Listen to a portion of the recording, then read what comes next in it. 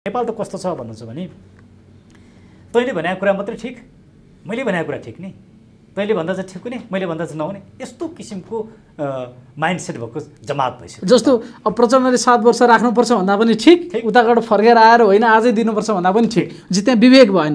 त्यो नागरिक हुनु र नहुनुको अर्थ त्यहाँनिर देखिन्छ होइन त। एक्ज्याक्ट। अब युवाहरू स्वस्फूर्त रूपमा गएर देउबाकै अगाडि नाराबाजी गरे, नागरिकता विधेयक खारेज गर, एमसीसीको मतियार शेरबहादुर देउबा मुर्दाबाद, त्यो नागरिक चेतनाको प्रमाण हो एउटा थियो कि यसलाई चाहिँ कसरी हेर्ने यस्ता प्रकरणहरूलाई? त्यो चेतनायुक्त विद्रोह हो। शेरबहादुर देउबाजी भएकै कार्यक्रममा गएर एउटा विद्रोहको आवाज उनीहरूले बोले। अहिले त्यस्ता नागरिकहरू चाहिएका छन्। देउबाको कानैसम्म पुग्ने गरी शेरबहादुर देउबा एमसीसीको मतियार मुर्दाबाद भन्नु त्यो विद्रोहको चेतनाका हिसाबमा चाहिँ त्यो धेरै माथिल्लो काम हो भन्ने लाग्छ डाक्टर साहब तपाईँलाई? त्यो माथिल्लो पनि तर उग्रता पनि हो। उग्रता पनि हो सँगै हो त्यो होइन? उग्रता पनि हो। सक भयो नि देउबा होइन हेरे भयो एकैछिनमा एमसीसीको मतियार भन्ने नारा लाग्यो। धेरै ठाउँ हामी देख्छौँ नि अमेरिकन राष्ट्रपतिलाई नै जुत्ता हानेका छन्। तपाईँ बढ्ता बोल्दै हुनुहुन्छ भनेर गाली गरेको थिएँ। उहाँ अहिले आफै अक्सफोर्ड गएर पढेर आउनुभयो भन्ने मैले सुनेको छु। मैले भेटेको छैन उहाँलाई, तर मैले जे सुनेको छु सत्य हो भने उहाँले धेरै राम्रो काम गर्नुभयो। र अब त्यस्तो युवा एउटा शिक्षित राम्रो युनिभर्सिटीमा पढेर आएका युवाहरू पोलिटिक्समा आउनुपर्छ। उहाँले जित्नुभयो भने, सागरजीले जित्नुभयो भने त्यो नेपाली नागरिकहरूको चेतना यसरी धेरै माथि पुगेको मैले बुझ्छु। र साँच्चै नेपालमा नागरिक जन्मिसकेका रहेछन् भन्ने मैले बुझ्छु। डडेलधुराबाट जित्नु भनेको किन अहिले त एकदम काठमाडौँमा जिते, धरानमा जिते, चेतनशील मान्छे भएको ठाउँमा भन्ने छ नि मानक जुन स्थानीय तहमा त्यो पनि तोडिन्छ होइन? डडेलधुराबाट स्वतन्त्र चुनाव जित्यो भने एकदमै ठुलो। अनि जे सबै चिजहरू भत्किनेवाला छन् होइन? पुराना जे चिजहरू डाक्टर साहब जे चिज होस् नागरिकबाट भन्ने अपेक्षा गरिरहनु भएको छ, त्यसका लागि पनि डडेलधुराबाट सागर ढकाललाई जिताउनु पर्छ। मेरो त फुल सपोर्ट छ। मतदाताले पनि सागरजीलाई सपोर्ट गरेर मत दिनुहोस् भन्ने म कामना गर्छु। अहिले एकदमै लुटतन्त्रको मञ्चन भइरहेछ त्यसो भए डाक्टर साहब। त्यो अब कतिपय सन्दर्भमा अहिले पनि समाचारहरू आइरहेछ, नक्कली बुवा आमा खडा गरेर इन्डियन किशोरीले नागरिकता लिइन्, किशोरले लिए, यसो गरे उसो गरे, केही केसहरू जो बाहिर आए त्यस्तो पनि हुँदो रहेछ। जस्तो डाक्टर साहबले भन्नुभयो नागरिकतामा पतिको नामै छैन, अङ्गीकृत नागरिकता भयो, वैवाहिक रूपमा अङ्गीकृत। अनि त्यो जवाफदेही लिने अधिकारी को हो त? अर्को म एउटा इक्जाम्पल दिउँ। एउटा इन्डियन केटीले नेपाली नागरिकसँग बिहे गर्छिन्, नेपाली नागरिकसँग बिहे गर्छिन्, तर त्यसबाट के गर्छिन् उनको भाइलाई पनि लिएर आउँछिन् र आफ्नो ससुरोलाई त्यो आफ्नो भाइको बाबु बनाएर नागरिकता दिलाउँछिन्। ऊ नेपाली नागरिक हुन्छ अनि नेपालमा व्यापार व्यवसाय गरेर बस्छ, आफ्नो बाबुलाई पनि लिएर आउँछ। यस्ता थुप्रै घटना छन्। स्वयं अदालतले नै भनेको छ नि, कतिपय नागरिकता त अदालतले खारेज गरिसकेको अवस्था छ, तर त्यो अदालतले खारेज गरेका ती हजारौँ नागरिकताहरू र ती गलत नागरिक भएका व्यक्तिका सन्तानहरूको विषयमा अहिलेसम्म राज्यले छानबिनै गर्दैन। सरकार कुनै पनि सरकारले गर्दैन, किनकि सरकारलाई नागरिकताको विषय छुँदैन, सत्तालाई नागरिकता विषय छुँदैन। कति धेरै दिने भन्नेतिर मात्र रहेछ नि, त्यहाँ अरू चिज त के देख्यो र यहाँ? हजुर हामीलाई मात्रै हो, सर्वसाधारण नागरिकलाई, त्यो पनि हामी जस्ता केही बोल्ने भनौँ न, यहाँ जस्ता मिडिया हामी जस्ता केही बोल्ने मान्छेहरूलाई, वास्तविक पब्लिकलाई त्यसले छुँदो पनि रहेन रहेछ।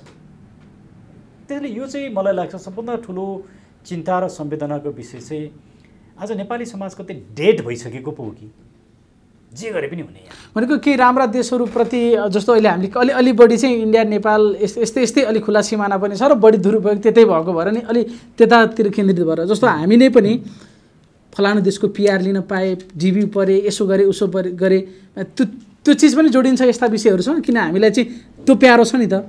अनि जोडिया छ नि। जस्तो हामीले हाम्रो संविधानमा के छ भने साउथ एसियन कन्ट्रिजदेखि बाहेकका अन्त बसेका नेपालीहरू जसका बाबु आमा हजुरबाउ हजुरआमा नेपाली थिए, उनीहरूले आर्थिक सामाजिक राजनीतिक सांस्कृतिक सम्बन्धका लागि नेपाली नागरिकता लिन पाउने, उनीहरूले पोलिटिकल राइट चाहिँ पाउँदैनन् तर अरू राइटहरू पाउँछन्।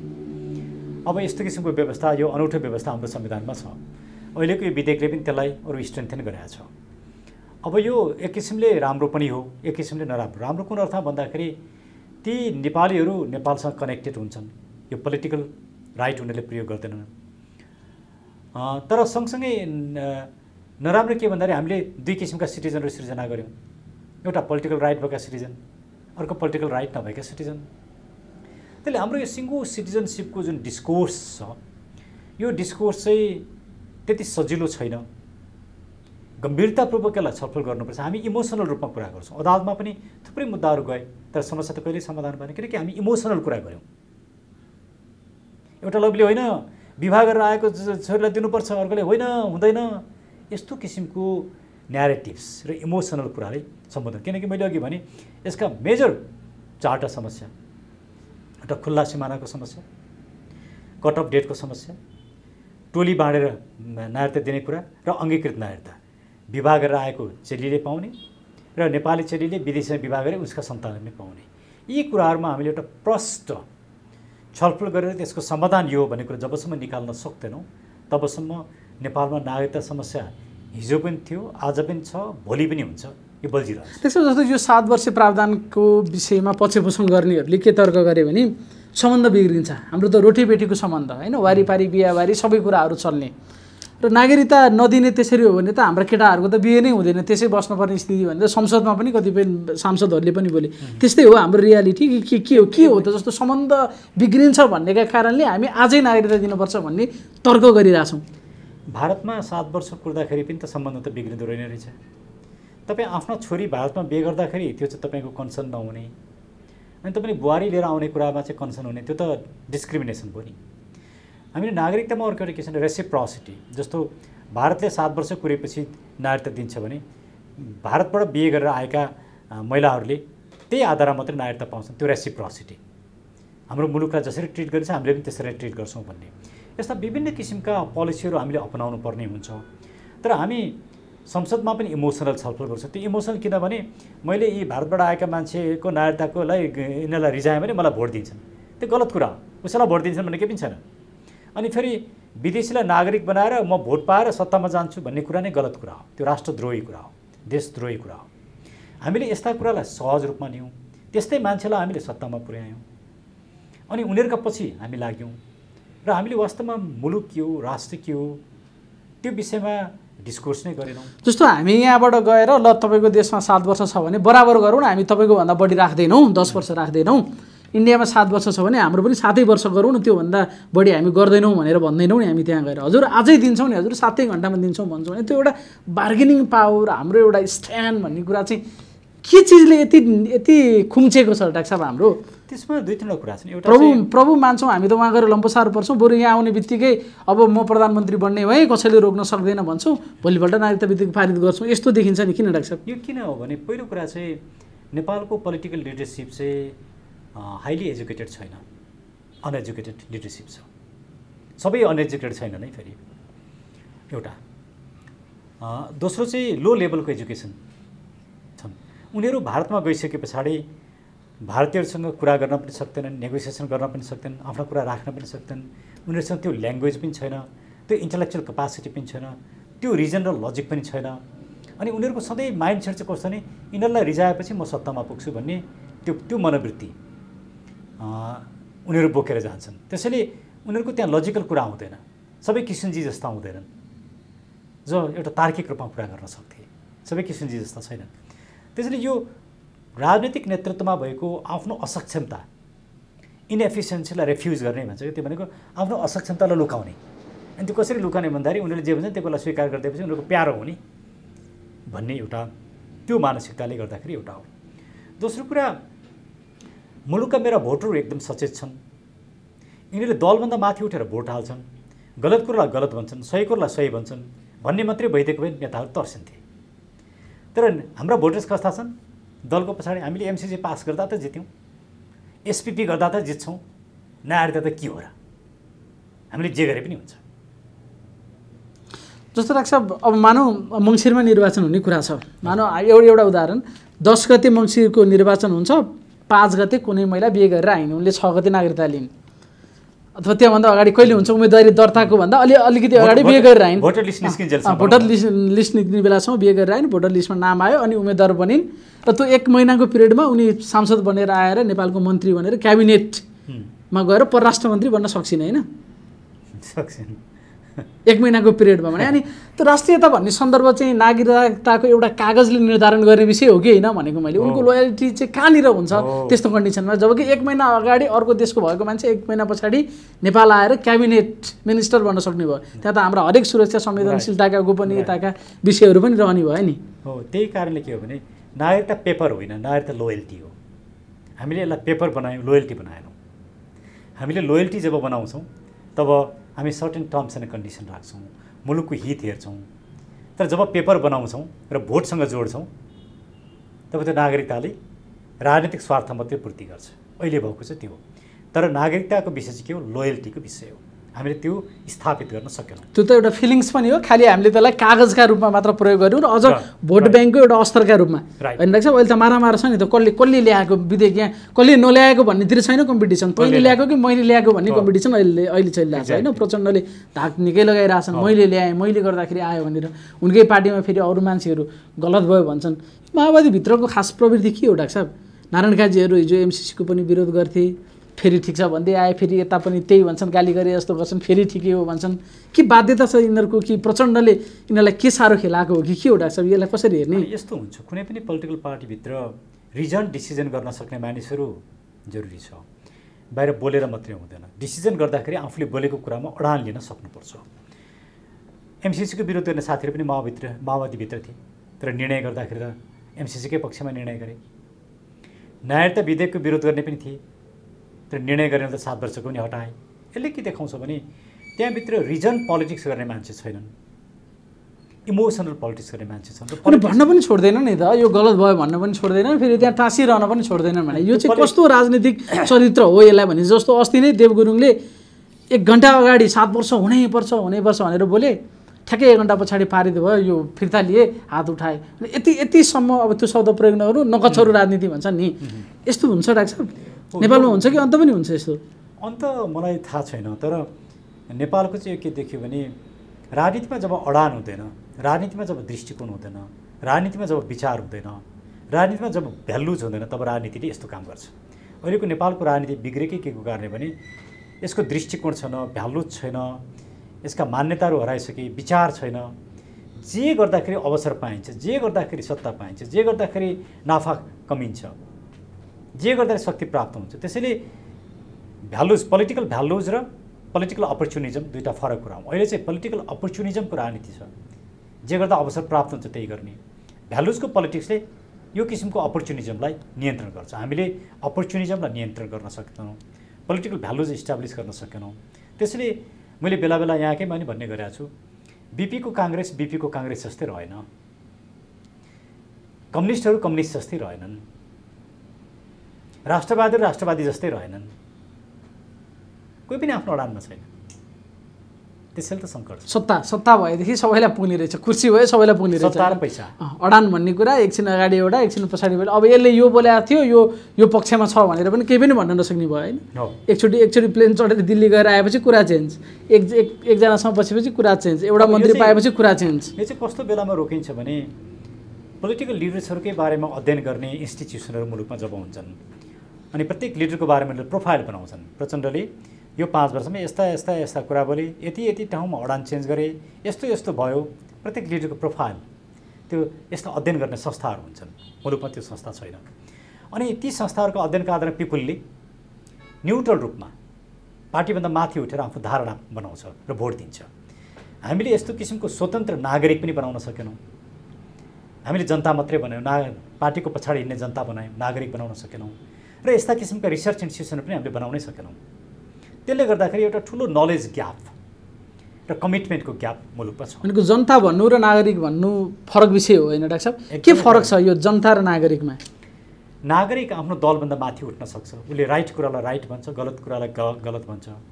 जनता कसैको पछि हिँड्छ अनि जे भने पनि ऊ त्यसलाई ठिक भन्छ। एमाले जे गर्यो त्यही ठिक, काङ्ग्रेसले जे गर्यो त्यही ठिक, माओवादीले जे गर्यो त्यही ठिक, अथवा कुनै दलले भनौँ न। भने नागरिकसँग कमन सेन्स हुन्छ, उसले विवेक प्रयोग गर्छ, राइट र रङ छुट्याउन सक्छ र आफ्नो सेल्फ डिसिजन गर्न सक्छ। त्यो जनतामा हुँदैन।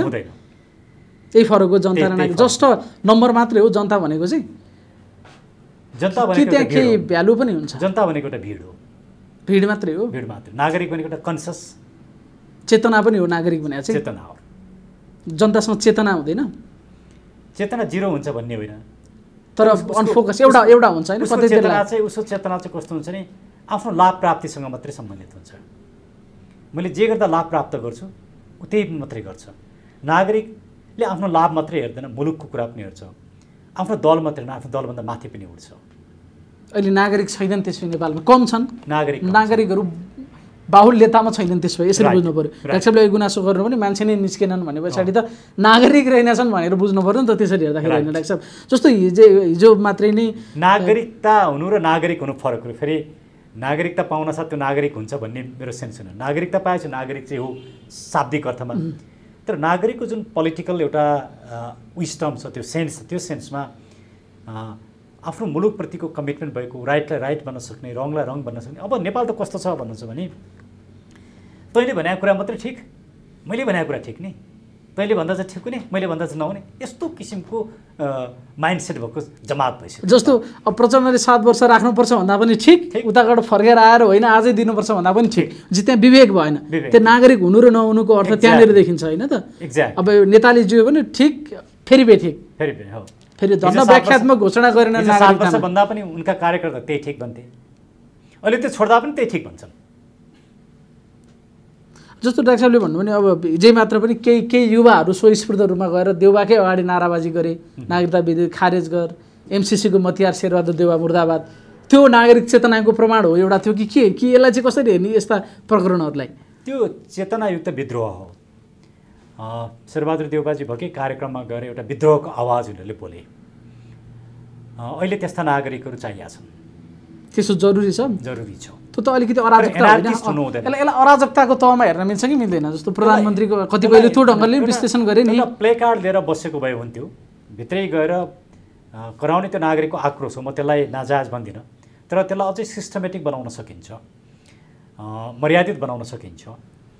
प्रधानमन्त्रीले गरेका राज्यमा बसेका व्यक्तिहरूले गरेका गलत कुरोको गलत भन्न सक्नुपर्छ त्यो नागरिक हो, तर त्यसलाई एनार्किस्ट बनाउनु हुँदैन, एउटा सभ्य किसिमले गर्नुपर्छ। अहिले नाराबाजी गर्ला नि, यसलाई हामीले राम्रो भयो भोलि अर्काले गोली के अरे जुत्ता हान्ला, त्यसलाई राम्रो भन्नुला अर्काले गोली हान्ला, अनि यो चिजमा हामी जान सक्छौँ कि यसलाई पनि विवेक सम्मत तरिकाले या यसका पनि केही व्यवस्थित तरिकाले गर्न सक्ने विधिहरू चाहिँ थियो जस्तो भनौँ न। तर फेरि रिसको बेलामा वेद पढिँदैन भनिन्छ नि डाक्टर साहब। तर एउटा विवेकशील एउटा रिजन भएको नागरिकले इमोसनमा मात्रै गएर हुँदैन। जस्तो भनौँ, म जापानको एउटा उदाहरण दिउँ। जापानिजहरू के गर्छन्, आफूले विरोध गर्नुपर्ने कुराहरू शान्त रूपमा एक ठाउँ बस्छन्, प्ले कार्ड लिन्छन्। जस्तो प्रधानमन्त्रीको विरोध गर्नु पऱ्यो, लिन्थे भन्नु पऱ्यो, अस्ति गोली हानेर मारिदियो पूर्व प्रधानमन्त्रीलाई, त्यही फेरि अब कहाँ जापानको उदाहरण पनि दिनै नमिल्ने भयो अब होइन? त्यो एक्सेप्सन हो होइन, तर अझै पनि जापानिजहरूमा त्यो सभ्यता देखिन्छ। हुन त अब एक्सेप्सन जहाँ पनि हुन्छ, त्यसले हामीले विरोधलाई पनि एउटा सभ्यतापूर्वक विरोध गर्नुपर्छ।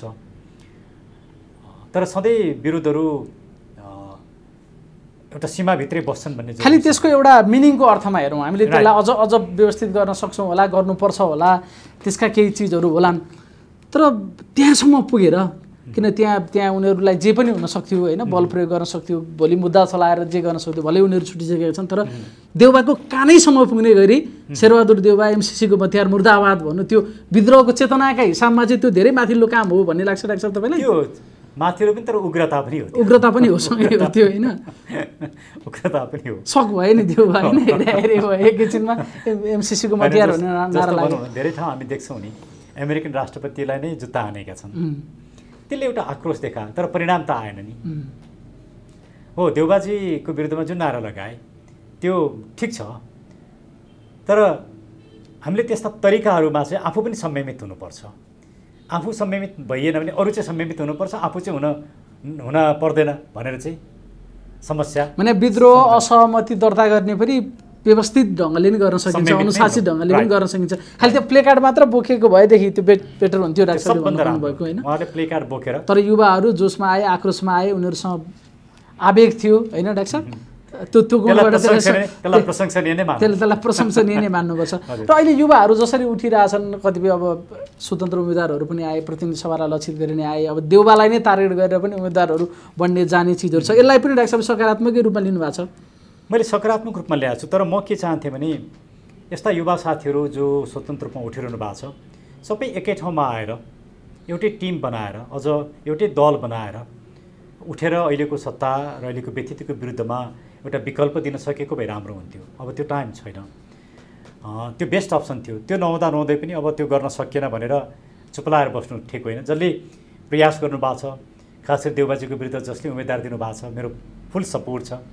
सागर ढकाल इन्जिनियर हुनु नि 5 वर्ष अगाडि साझा सवाल कार्यक्रममा देउबाले थर्काएको थियो। अलिक रमाइलो छ नि यो स्टोरी कि यहाँ पनि अलिकति भनौँ न प्रचारमा हो या गरौँ न त भन्ने चिजहरू छ कि साँच्चीकै यो यसलाई चाहिँ गम्भीरताका साथ हेर्नुपर्छ कि के त यस्ता विषयहरू आइरहेछन्। अलिक ठुला नेता टार्गेट गरेर उम्मेदवार उठ्ने, अनि यो चाहिँ कहीँ न कहीँ स्थानीय चुनावको एउटा हावाका रूपमा पनि कतिपयले हेरेछन्। हुन त यसभित्र आफ्नै खालको गाम्भीर्यता होला, यसलाई कसरी हेर्ने?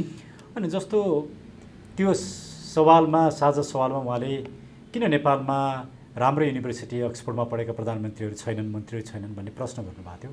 देउबाजीले गाली गर्नुभएको थियो। तपाईँ बढ्ता बोल्दै हुनुहुन्छ भनेर गाली गरेको थियो। उहाँ अहिले आफै अक्सफोर्ड गएर पढेर आउनुभयो भन्ने मैले सुनेको छु। मैले भेटेको छैन उहाँलाई, तर मैले जे सुनेको छु सत्य हो भने उहाँले धेरै राम्रो काम गर्नुभयो। र अब त्यस्तो युवा, एउटा शिक्षित राम्रो युनिभर्सिटीमा पढेर आएका युवाहरू पोलिटिक्समा आउनुपर्छ।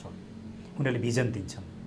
देउबाजीको विरुद्धमा उठ्छु भनेर जुन उहाँले घोषणा गर्नुभयो, मेरो उहाँसँग व्यक्तिगत चिन्जान छैन, र त्यो देखेपछि मैले सामाजिक सञ्जालमा त्यसलाई सेयर गरेँ, मेरो सपोर्ट पनि मैले गरेँ, मेरो उहाँलाई सपोर्ट छ। यस्ता व्यक्तिहरू अगाडि आउनु भनेको त्यो च्यालेन्जलाई स्वीकार गर्नु या मैदानमा आउनु नै आफैमा सकारात्मक विषय हो। त्यसो भए उनी हिजो नाइट बस चढेर लागे धनगढीतिर डडेलधुरा, मैले पनि हेरेँ होइन, उनले चाहिँ टच गर्यो त्यो विषयहरूले। त्यसमा केही मिनिङ पनि हुन्छ होइन डाक्टर साहब? र उनले धेरै ठुलो पनि भनेनन् कि शेरबहादुर देउवालाई हजुरबा भनेर सम्मानै गरे।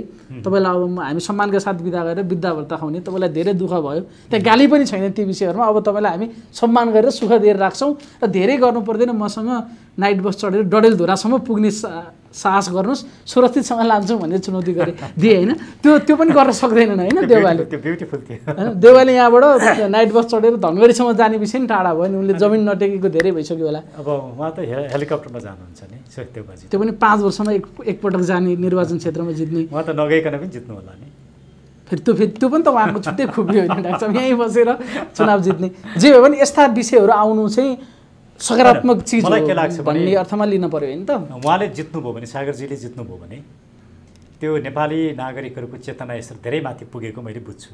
र साँच्चै नेपालमा नागरिक जन्मिसकेका रहेछन् भन्ने मैले बुझ्छु। डडेलधुराबाट जित्नु भनेको किन अहिले त एकदम काठमाडौँमा जिते, धरानमा जिते, चेतनशील मान्छे भएको ठाउँमा भन्ने छ नि मानक जुन स्थानीय तहमा, त्यो पनि तोडिन्छ होइन। डडेलधुराबाट स्वतन्त्र चुनाव जित्यो भने एकदमै ठुलो। अनि जे सबै चिजहरू भत्किनेवाला छन् होइन, पुराना जे चिजहरू डाक्टर साहब जे चिज होस् नागरिकबाट भन्ने अपेक्षा गरिरहनु भएको छ। त्यसका लागि पनि डडेलधुराबाट सागर ढकाललाई जिताउनुपर्छ। मेरो त फुल सपोर्ट छ। म अरू सम्पूर्ण नेपाली नागरिकले सपोर्ट गरौँ र डडेलधुराका मतदाताले पनि सागरजीलाई सपोर्ट गरेर मत दिनुहोस् भन्ने म कामना गर्छु र मेरो शुभेच्छा र म अनुरोध पनि गर्छु। साह्रै महत्त्वपूर्ण समयको लागि धेरै धेरै धन्यवाद।